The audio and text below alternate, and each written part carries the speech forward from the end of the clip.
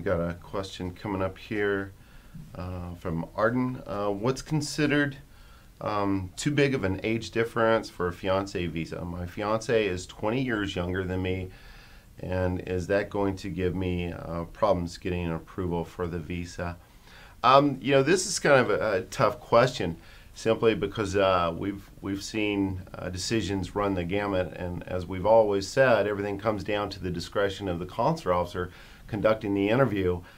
Generally, if it's a male petitioning for a female, especially from a southeastern or Southeast Asian country, we haven't seen many issues. But if you flip the coin and it's a female petitioning for a male from, say, like Africa, we have seen some concerns in the age difference. We've even received a letter from one of our customers that they received from the consular officer stating that it was against their culture to have such a big age difference. So really it comes down to the country and who's petitioning for whom.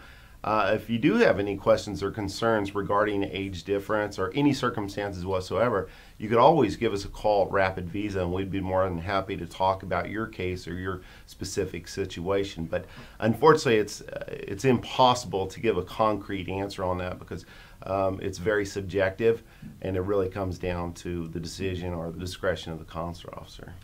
Yeah, that's right. But what I would add, if it makes you feel any more comfortable, is that it is rare for that to be a reason. We've seen it, but it's rare. And a high percent of the people who do these, at least in our business, do have a large age gap. If the age gap is less than 10 years, that would be more unusual than usual. It's more common day in and day out, as we do thousands of these a year. It's very common for there to be 15 to 25 years age gap. Extremely common, and they mostly go right through. We would just be remiss not to mention, like Rick said, that out of Africa we saw a letter where they specifically mentioned an age difference, which I thought was odd. We've never seen that happen out of Asia or Europe or Latin America. It doesn't mean it hasn't happened, we just haven't seen it. And so for most people, it's not something that you need to worry about. And we've also never seen it when the male is the older one, and that doesn't seem right, doesn't seem fair. But the reality is, when we see any pushback on that issue, it's always when it's an older female and a younger male. And again, that's not fair. It doesn't even seem like it should be legal. But just to bluntly and honestly answer the question, we've seen it that way. We have never.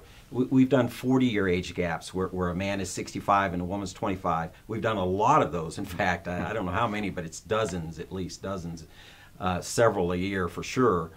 And they never once have pushed back on any of those. They've always gone right through. So, not fair, yeah, it kind of seems like it might not be. It might be a gender issue going on there, but that's what we see.